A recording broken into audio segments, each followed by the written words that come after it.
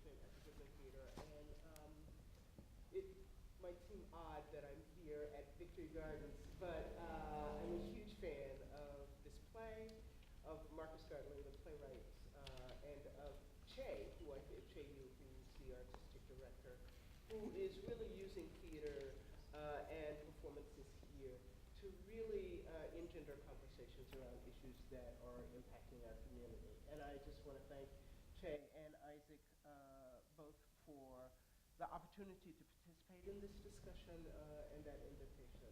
I'm really looking forward to it.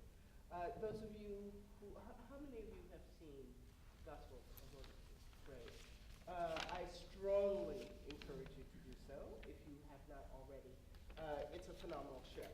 Marcus Gartley is a really incredible voice in theater. I think this play is, although Marcus is not from Chicago, I think this play is really very, very reflective of the issues that we're dealing with here. And it's a wonderful catalyst for conversations that we need to have across and within community.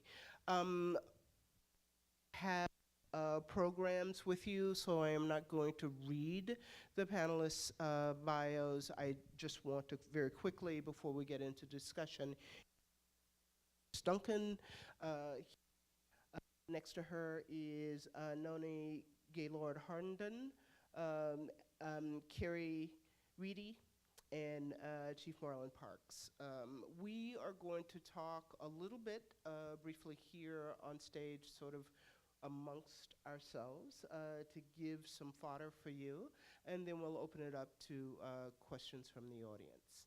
So start with you, all of you, for agreeing to participate in this conversation. Had a child who was a victim of gun violence. I am using the mic. It's not on? Okay. Can you hear me now? Can you hear me now? Hello? Hello? Down? Can you hear this? Can you hear this? Test. Oh. Can you hear this? Test, test, test. Okay, well, You know, honestly, I don't really need a mic. I think I'm using a mic for recording purposes only, but I will speak very loudly so you can hear me in case the mic's not working. Phyllis, you had a son who was a victim of gun violence. I, first of all, just want to say how sorry I am for your loss. Would you be willing to tell us a little bit about your son and about what happened? Sure, I would love to. You are Mike. Oh, can you hear me? Okay. Am I supposed to put something on here? I think you should be on. Yes? You're on. Yeah, you are on. Can you hear me? There you go. Can you hear me now? Yeah. Hi, good evening, everyone. My name is Phyllis Duncan, and I am the founder of MOMS, Mothers of Murdered Sons. I am a statistic. I am a number in the long numbers of women, parents who have lost their children to gun violence. My son is a number. He would not be identified as Dodovar Ben Joshua Duncan, but a number of many African American males that have lost their lives to gun violence in the state of Illinois and around this country. My son Dodovar was raised as a Jewish young man. We are Hebrew Israelites. We lived in Kalamazoo, Michigan for most of his adolescent life. We moved back here in 2001. He was 17 years old. Starting a new life back here in Illinois. I was born and raised here. And we were doing really well, really well. One thing I don't want to do is depict our young African American males and those that have lost their lives as children who were troubled or had some kind of problem, because that is what people say when they first hear about a mother who lost their son. Was he in a gang? Was he on drugs? Was he a problem child? Well, most kids are problem children. And most kids try different things as they grow older. They make poor choices just like we have made poor choices. And those choices begets consequences in our young people's lives and even in ours. Um, last saw my son May 8th, 2005. We were enjoying Mother's Day at my daughter's house out in Elgin. And we were in the backyard having a good time, eating good food. His girlfriend had just had a son, March the 23rd. And he was walking around with his chest all out, showing everybody his newborn son. And as you can imagine, I was a very happy grandma. And how old was he at this time? My son was 21. And we had a good time. That Monday, I got a call at 9:45 in the evening. My nephew told me to come to Sherman Hospital in Elgin, but he wouldn't tell me what was wrong. And I tried to call him back. He wouldn't answer the phone. And then Sherman Hospital called me and told me, Ms. Duncan, we need you to come to the emergency room. And I asked them why, and they said, we can't discuss it on the phone. Well, I would never thought that when I got to Sherman Hospital that I would be escorted in by police. My family was there, and the doctor came up to me and said, Ms. Duncan, prepare yourself. And when I walked into the room, they were holding my son's brains in his head. He had been shot twice in the head with a hollow point bullet. Hollow point bullets, when on impact, it explodes almost. So the doctor looked at me and said, we got to start talking about some plans. And what mother wants to say, okay, let's sit down and talk about some plans? I refused. I said, my baby is not going to die. And I sat there and I held him as much as they would allow me. And the nurse told me, they said, Ms. Duncan, you're stimulating him. And that hurt me because they didn't want me to touch my baby. And they asked me to leave the emergency room. Very upset. The doctor came to me and told me, Ms. Duncan, we're going to do a test to see if there's any more brain activity. When they did the test, he went into cardiac arrest. And they couldn't revive him, and he died from his gunshot wounds. And that was the Tuesday of May the 10th, 2005 at 10:35 in the morning. I had to say goodbye to my only son, 21 years old.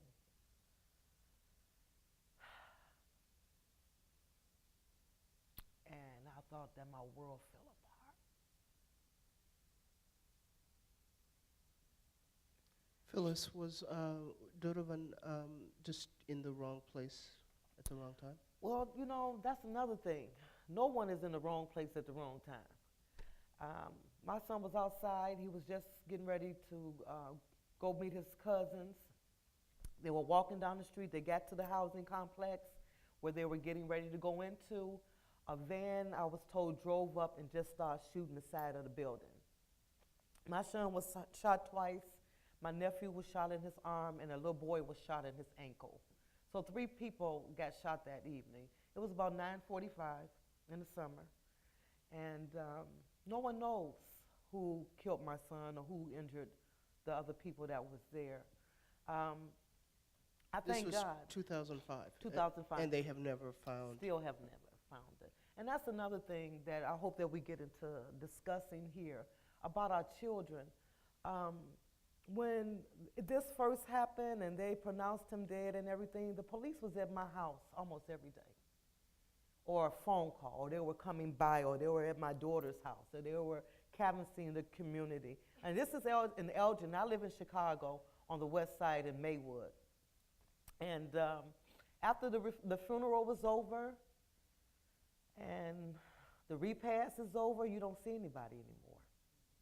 No one calls you. No one stops by.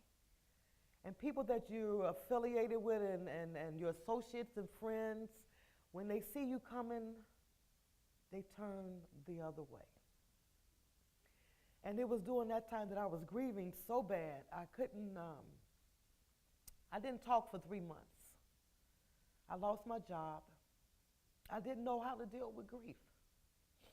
I didn't know how to deal without my son, how to get up in the morning. Because when you lose a child, you think about him when you go to bed at night, and you wake up thinking about him the next day. So it was very hard for me. Was I just can't even imagine the kind of grief that causes. There's a line in the show that the character, the mother, has about having to wear her grief like a coat. This sort of all-consuming grief that you must have gone through. And I'm curious about, you mentioned how community sort of rallies at the moment of the incident, and they're there through the funeral, and then once that's done, the community sort of disperses. And Noni, I know that you deal a lot with stress and trauma around gun violence. Can you talk a little bit about what this kind of continual decimation and grief in community does to community and to hope? Yes. So, can you hear me? No. Is the mic working? Now the mic is working. Okay. I teach in a big auditorium, so I can yell if I need to yell. First, thank you, Ms. Duncan, for sharing your story. I can't imagine how difficult this has been for you, and I appreciate your bravery and sharing the story and giving us a context for this discussion. And we talked before we started about the importance of narratives and stories and moving away from statistics and numbers. Yes. And so thank you very much. Yes, ma'am. So my work focuses on stress and coping in African American children, and I've started focusing on exposure to violence because I can't get away from it. When I started my work, I was just focusing on stress in all sorts of contexts. I just wanted to know the cumulative effects of stress. But every time we went in the community, kids were talking to us about violence exposure. And so we started focusing on that. And we learned something pretty interesting. Things like hurricanes, Hurricane Katrina, floods, tornadoes, car accidents, losing a loved one, someone committing suicide, all of these things are considered to be traumatic events. So when you look at lists of things that we consider to be traumatic events, all of these things are included in addition to witnessing or being a victim of community violence. But what's most interesting about the way we as psychologists think about community violence, one, it's something that is outside of the realm of normal experience. That's how we think about it. So if you experienced Hurricane Katrina, the likelihood of you ever experiencing that again, one in a gazillion probably, right? But when we work with these young people, we're finding that they're experiencing things that you should not, first of all, experience. But if you do, should only happen to you once in a lifetime, maybe twice in a lifetime. But young people are experiencing this on a daily basis. Right, not every kid, but most kids are experiencing these things on a regular basis. And certainly what kids does of that color. say? So young people are experiencing trauma over and over and over again.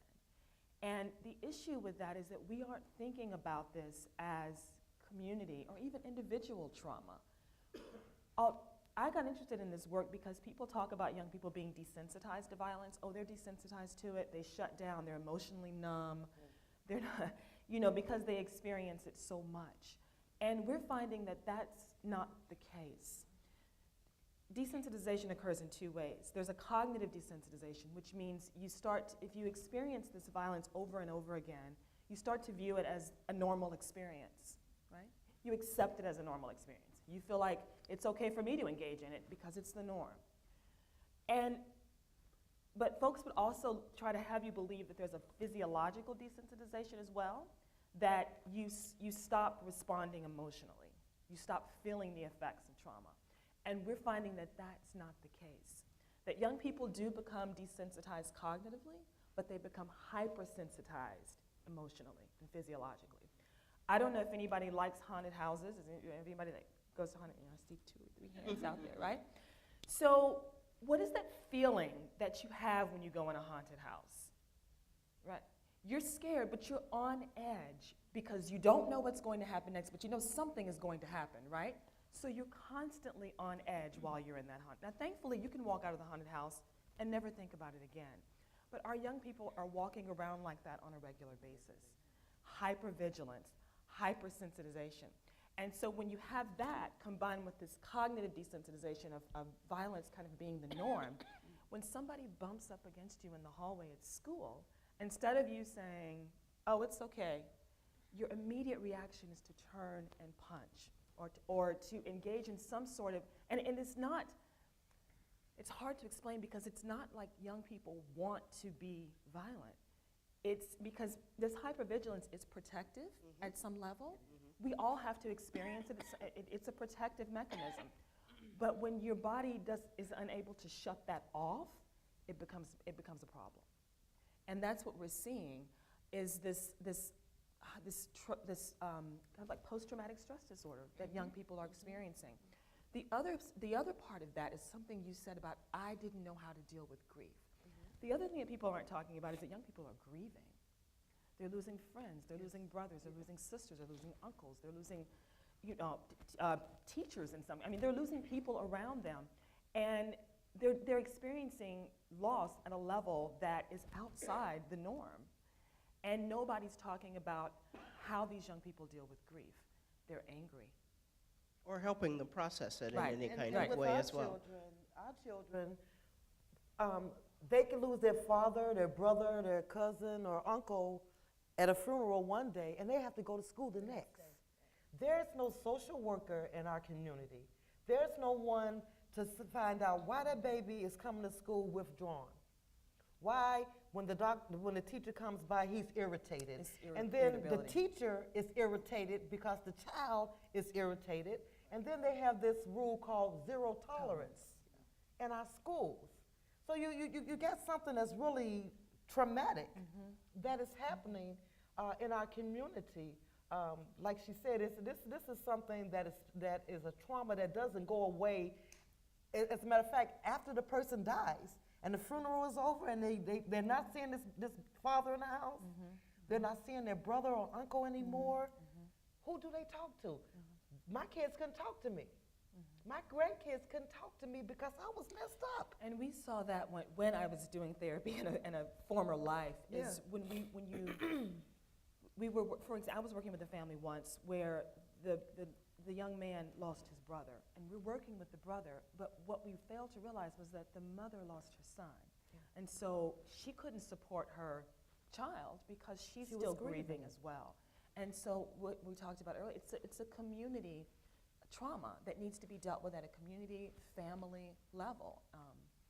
And Carrie, you and I talked earlier about sort of the mental health aspects, but I want to, before I ask you about that, I want to ask Chief Parks about this. So UCAN did a teen survey of 600 youth here in the city of Chicago, and of those 600 youth, more than 44% of them said that they could get a gun whenever they needed one. So what, and we know that part of this sort of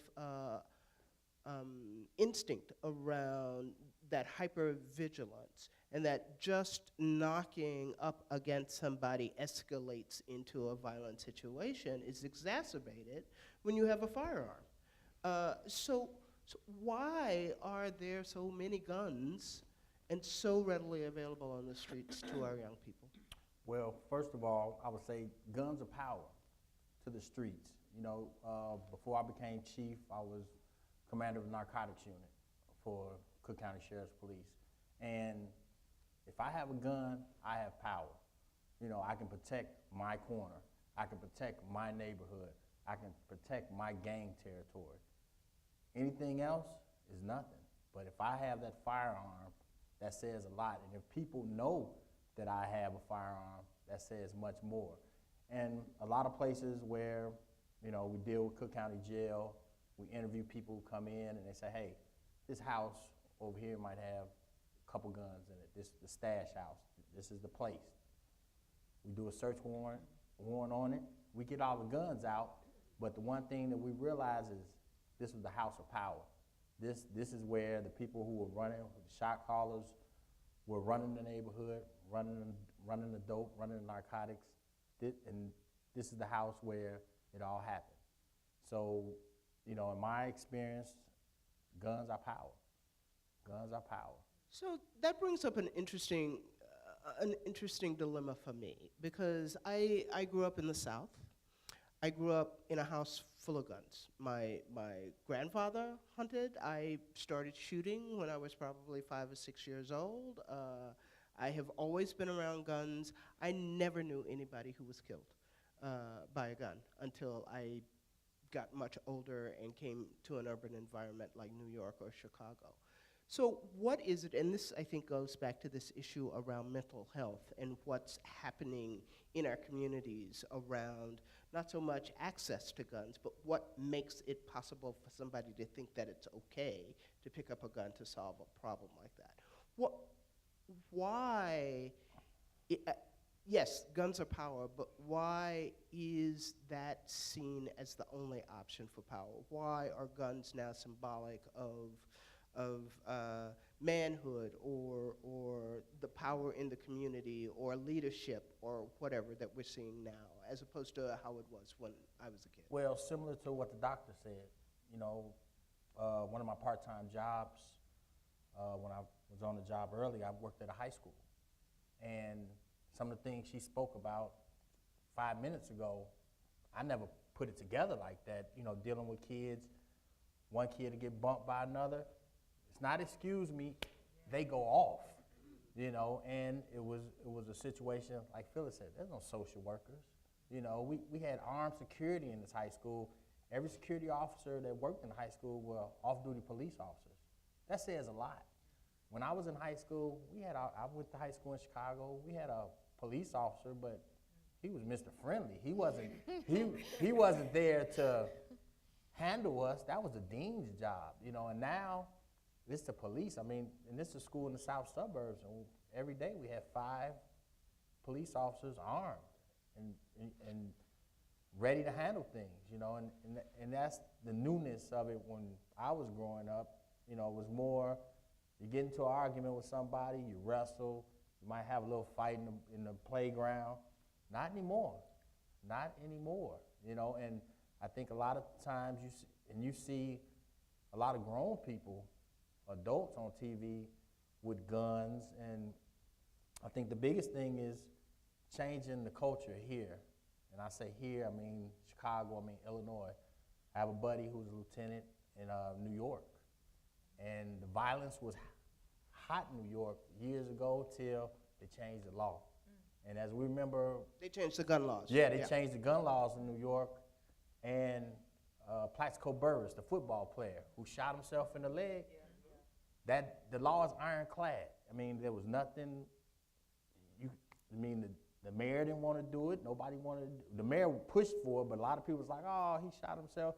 But the law is so ironclad in New York, and my buddy said once that law went into effect, you saw the gun violence went down tremendously.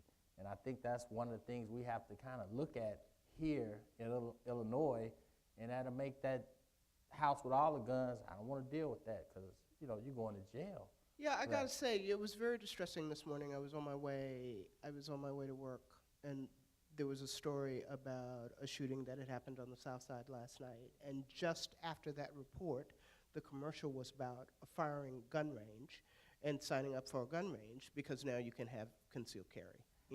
And so, Carrie, you work on policy around the Sheriff's Department. So can you talk a little bit about sort of why the policy, I mean, we have some of the most restrictive gun laws in the country, and still we have all this violence.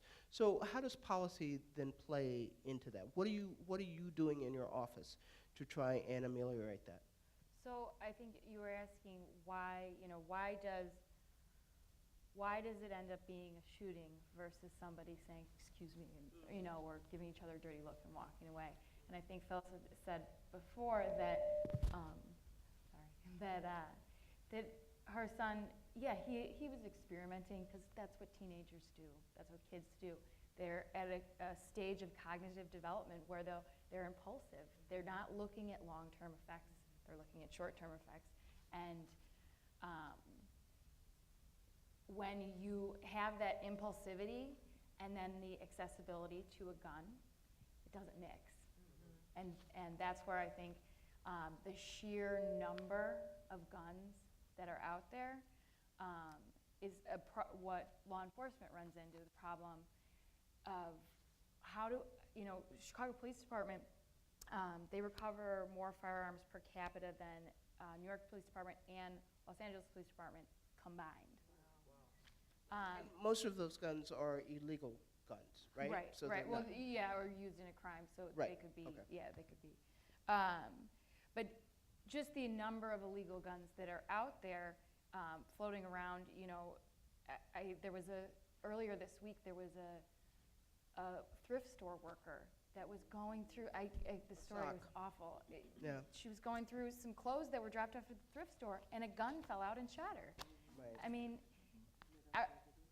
and all I could think of was, what is wrong with us that we have so many guns floating around that we don't even know when we're dropping them off at the thrift store?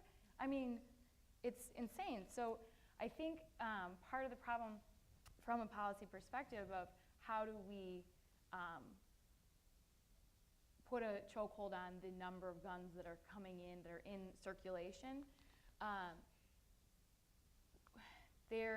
you can kind of make the analogy to air pollution. So we can do a lot, and Illinois does have a lot of good laws that require, background checks and things like that, and void cards and stuff for anyone who wants to purchase a gun. But if our neighbors to the right and to the left and to the north, Meaning and in south other states. It's very tricky for states and for local jurisdictions to regulate effectively when the people, the jurisdictions around you don't share the same views. And so I think ultimately, I think there has to be a federal response to the amount of guns that are out there in order to really have, a lasting impact. Yeah, I thought that we had a really great, I mean, even though I understand sort of owning guns, recreational shooting, all of that, it seemed like we had a good opportunity for reasonable gun control, and especially around registration and keeping hands out of people who are mentally ill after Sandy Hook. And that didn't happen. And the thing that was as tragic as Sandy Hook was, with 26 people losing their lives, young children and teachers who were trying to protect them, one of the things that I had to keep coming back to is that we might lose 26 young people in Chicago on a weekend in the summer, and why there is not the same kind of outrage when it's happening in a city like this in sort of drips and drabs, as opposed to this one sort of very traumatic incident. And I have to think about how race and class play into that. And I just wanna read some statistics that I want you to think about. So a 2012 survey of 600 kids said that 44% of them could get a gun anytime they wanted to. 30% of all gunshot violence are teens in Chicago. Only 4 out of every 100 black boys is going to college. And in Chicago, only 30% of African American males are graduating from high school in 4 years. In a study by Alternative Schools Network, 92% of all black teens in Chicago are unemployed. So if you think about no jobs, foreclosures in community, economic devastation, now closing schools or underperforming schools if schools are left open, hope and hopelessness starts to play into these issues around violence. And so I'd like, especially the two of you, to talk a little bit about this, and for you to talk about how you see that with moms, with your organization, Mothers of Murdered Sons. You know, I like to first say that this is something that it just didn't happen. We had murders in '92 that was more than we have now. There's a root problem to all of this. Some of our children are mentally ill. Some of our children have been in foster care. Some of our children are being raised by parents that are mentally ill, substance abusers, mothers who have been domestically assaulted, living in homes with men that are abusive. So there's a root to this problem that just no one paid any attention to. And then it just grew, and it's what we have now. And I see every day in my community and the communities I go into, I work in Inglewood, I go to Austin, I'm in South Shore, and I see mothers who are trying to deal with just who they are. We're just trying to make sure that I can get a job. There's a lot of mothers out here that don't even have jobs to take care of their children. So they do other things to make money to take care of their children. There's children, not just in the African American community, who have children raising children. I've worked with a mother whose 12-year-old daughter was taking care of 5 kids. So that means before she can go to school, she got to take care of her brothers and sisters, and then she might be able to go out to go to school. In a lot of communities, we also see that, you can buy a gun at a gas station. Go to the west side. That's the young boys in the hood. They didn't came up to me, Miss Duncan, you can go right over there and get you a gun. What happens in our community is that when you have a community that is economically deprived, the disparities that you see is not like any other place. You're going to have problems. We have people who come into our community who make money off us, but never leaves nothing there. They move, they leave. When they get up in the morning, they don't stay in my community. They go back to Elmhurst or wherever they live, and they take their money with them. So they don't build up our community. We don't have black store owners. If we do, it's very, very few. But we have people who come into our community and make money off us, and then they leave us. So how can you have economic development and stability in a community where the people do not own anything? So Yeah. it's a lot to this. It's a lot to what is going on that has caused these concerns in our community and the murder of our children.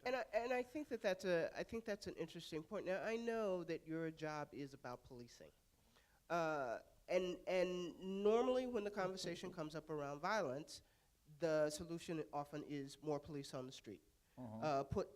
Which, if you think about what Phyllis is saying, that violence is actually the symptom and not the cause, that there are all of these other underlying issues. So how do you see the sheriff's department, how do you see changing policy with the county, being able to really tackle the root causes of some of these issues around joblessness, homelessness, hopelessness in community, and not just constant incarceration of people and taking them out of community? Well, I think the word you used is hope. And a lot of these kids out here, a lot of the young people, they don't see anything positive. So every day you're seeing negative situations that, as Doctor said, desensitizes you. You know, we have to create situations where kids have hope. Today in my office, had a kid, and he has 4 or 5 siblings, and he's helping raise. His mother's working.